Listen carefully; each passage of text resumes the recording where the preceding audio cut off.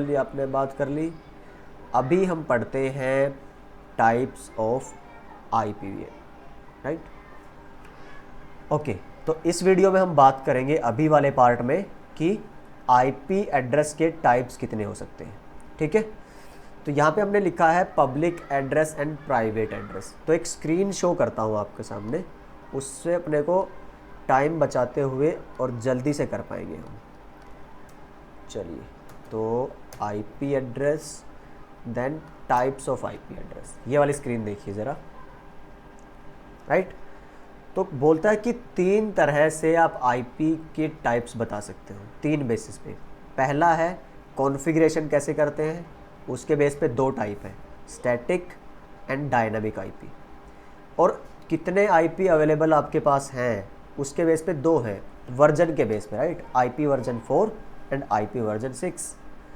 IP version 4 वो था like जिसमें IP कम थे, फिर हमें दूसरा नया IP बनाना पड़ा, IPv6।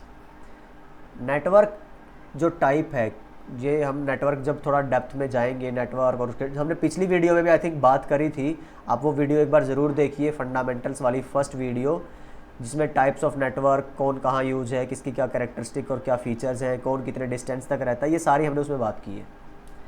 ओके, तो जो पब्लिक नेटवर्क है इंटरनेट वाला, उसमें चलती है पब्लिक IP, और जो लोकल प्राइवेट नेटवर्क है उसमें चलती है प्राइवेट IP, राइट। तो कॉन्फ़िगरेशन के बेस पे यहाँ से समझिए, जैसे दोबारा से हम इस स्क्रीन पे जाते हैं, ये कंप्यूटर पे आपने IP डाली है। जैसे मैं अपने ही कंप्यूटर की बात करूँ अगर, तो आपको इस बहाने मैं ये भी दिखाता हूँ कि IP डालते कैसे।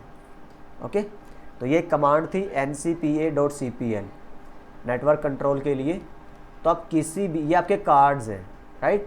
जैसे ये मेरा वाईफाई का कार्ड है, ये मैंने VM पे एक मशीन बनाई हुई है, उसका है वर्चुअल पे, और VMware पे नहीं, वर्चुअल बॉक्स पे, सॉरी, हाँ। और ये हमारा क्या है, जो ईथरनेट फिजिकल कार्ड है लैन वाला, ये ब्लूटूथ। मैंने बोला था जितने भी नेटवर्क आपके पास कार्ड्स होंगे ना, हर किसी का एक इंटरफेस होगा IP एड्रेस देने के लिए, ताकि वो नेटवर्क पे आ सके। चलिए हम इथरनेट सेलेक्ट करते हैं, प्रॉपर्टीज़ पे जाते हैं, राइट। तो जिस भी कार्ड पे अगेन आपको IP देनी है, चेंज करनी है, हटानी है, आप उसकी प्रॉपर्टीज़ में जाएंगे। देन किस तरह की IP चेंज करनी है, आपको IP4 चेंज करनी है या 6 चेंज करनी है, तो ये वर्जन 6 मिलेगा, ये वर्जन 4, अभी हम 4 की बात कर रहे हैं। प्रॉपर्टीज़ पे जाएंगे, ये देखिए, use the following IP address. अगर आपने खुद से IP डालनी है, ये जो मैंने डाली हुई है खुद 10.5 255 सी, ये सबसे पहले क्या है, IP एड्रेस हमने जो लिखी है। जो होस्ट की बात कर रहे थे हम, देखिए A क्लास है, तो यहाँ पे हमने लास्ट पार्ट में चेंज कर रखा, तो ये होस्ट बना हुआ है, नेटवर्क ID नहीं है। इसकी नेटवर्क ID क्या होगी, 10.0.0.0। और अगर आप वो 0 डालने लगेंगे ना, एक आप यहाँ पे प्रूफ देखिए इनवैलिड, क्योंकि आप 0 डाल ही नहीं सकते। 0 के अलावा कुछ भी ट्राई कीजिए, हो जाएगा। ये लीजिए, डन, यस करो, नो प्रॉब्लम। दोबारा से आप जाओगे 4 पे, प्रॉपर्टीज़ पे जाओगे, चेंज होगी, राइट। तो ये है सबनेट मास्क, डिफ़ॉल्ट गेटवे की हम आगे बात करेंगे। अब आप क्या है कि एक बड़े कंपनी में हो, ऐसे हज़ारों कंप्यूटर्स हैं, तो मैनुअली तो हर किसी पे जाके IP डालना पॉसिबल नहीं है ना। उसके लिए हम क्या करते हैं, एक लगाते हैं DHCP सर्वर।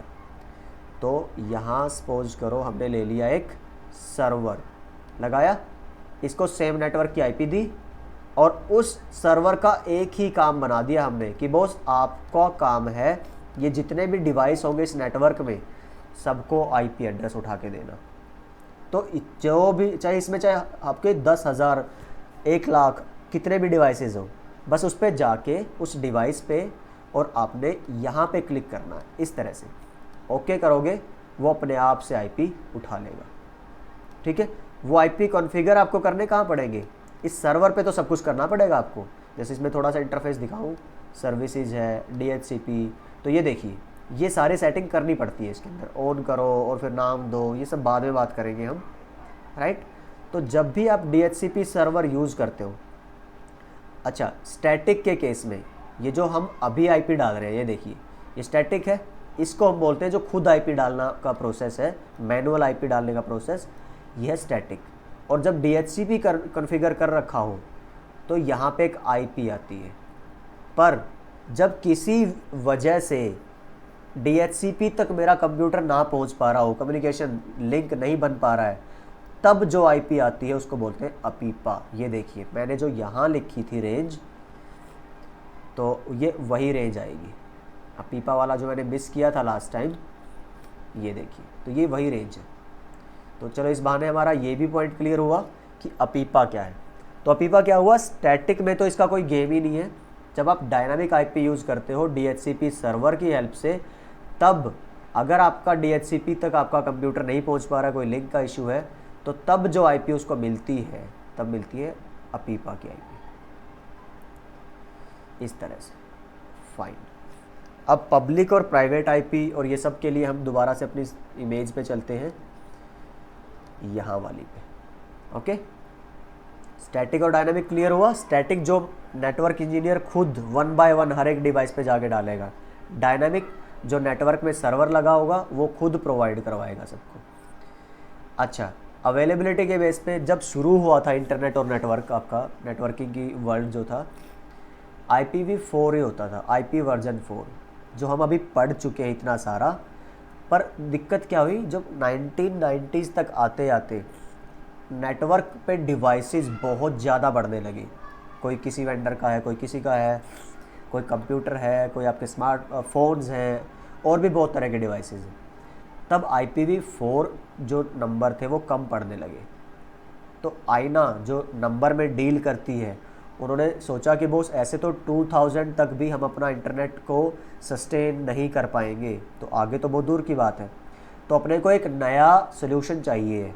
तो वो नया सोल्यूशन का नाम क्या किया गया, IPv6। आज के टाइम पे हमारे पास इतने IPv6 एड्रेसेस हैं कि एक डिवाइस को अगर आप टोटल IPv4 के जितने भी 4 बिलियन एड्रेसेस भी देंगे, तब भी IPv6 एड्रेस ख़त्म नहीं होने वाले। इतने सारे हमारे पास बल्क में है। अब आता है नेटवर्क टाइप के बेस पे, एक पब्लिक आईपी है, एक प्राइवेट आईपी है। ये जो मेरा लैपटॉप है, ये मेरा प्राइवेट नेटवर्क है। इस पर अगर मेरे को इंटरनेट नहीं चलाना, तो मैं प्राइवेट एड्रेस यूज़ करूँगा। जैसे कि आप CMD में जाके और लिखिए ipconfig, तो मेरा जो एड्रेस है ये देखिए, ये प्राइवेट है। हम रेंज की बात करेंगे, कैसे पहचानेंगे कि ये पब्लिक और प्राइवेट। तो ये सारे के सारे, ये अपीपा है इथरनेट वाले पे जो मैंने अभी डाला है, आपको ध्यान हो तो मैनुअल की जगह मैंने उसको ऑटोमेटिक पे कर दिया था। मेरा कोई DHCP सर्वर नहीं है, तो उसने कौन सा उठा लिया, अपीपा वाला, राइट। तो अब लेकिन मैं क्या बोलता हूँ कि मेरे को पब्लिक चेक करना है, तो आप पिंग कर लो गूगल को, google.com। तो ये जो एड्रेस दिखाएगा, ये IPv6 का एड्रेस है, तो ये पब्लिक एड्रेस है, ठीक है। 4 का देखना है आपको, तो कोई और कंपनी ऐसी पिंग कर लो जो अभी IPv4 पे काम कर रही हो। ये भी 6 पे ही है। और आप कोई ट्राई कर लो पिंग learn abcxyz.com।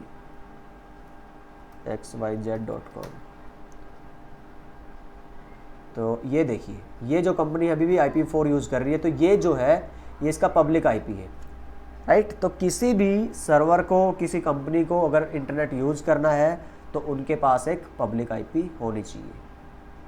ओके, तो पब्लिक में वैन पे जो IP मिलेगी वो आपकी रहती है पब्लिक IP, अदरवाइज आपको मिलती है प्राइवेट IP। इसका कंसेप्ट क्या था, आईना ने सोचा कि जो ये वाली IP है पब्लिक वाली, ये तो रखते हैं यूनिक, हर किसी को मिलेगी डिफरेंट, लेकिन यहाँ पे अंदर प्राइवेट में कुछ ऐसे IP एड्रेस रख लेते हैं, ऐसे नेटवर्क जो बार बार यूज हो सके। जैसे 10 का रख लिया A क्लास में, चाहे दुनिया भर की सारी जो प्राइवेट कंपनीज है ना, 10 पे चला लो अपने नेटवर्क, कोई इशू नहीं है। कैसे, जैसे इसके 1000 कंप्यूटर थे, तो 10.1, 10.2, 10.3 वहाँ पे हुआ।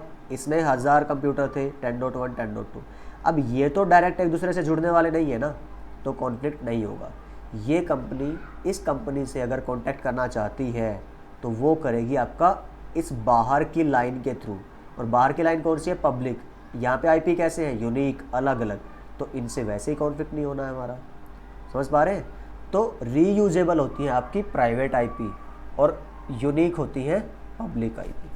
तो ये IP की वेस्टेज को रोकने के लिए ही कंसेप्ट आया था नेट बोलते हैं इसको, NAT, नेटवर्क एड्रेस ट्रांसलेशन। हमारा CCNA में एक टॉपिक आएगा, एडवांस टॉपिक है, उसमें हम पूरी डिटेल में जानेंगे इसके बारे में, राइट। तो ये सब था आपका टाइप्स ऑफ IP एड्रेसेस के बारे में। तो लेट्स सी कि कुछ और बचा है हमारे पास। एक पब्लिक एड्रेस होना चाहिए, यूनिक होना चाहिए, प्राइवेट लैन में, ओके। कौन से हो सकते हैं, हम बात करते हैं अगर रिजर्व्ड में, तो वो मैं दिखाता हूँ आपको। स्टैटिक मैनुअली कॉन्फ़िगर होगी, नेटवर्क एडमिन खुद डालेगा, छोटे नेटवर्क्स में चलेगी, बड़े में ये पॉसिबल नहीं है। डायनामिक बड़े बड़े जो लार्जर आपके हज़ारों लाखों जहाँ पे यूज़र्स हैं। ओके, थैंक्स फॉर वॉचिंग बोलने से पहले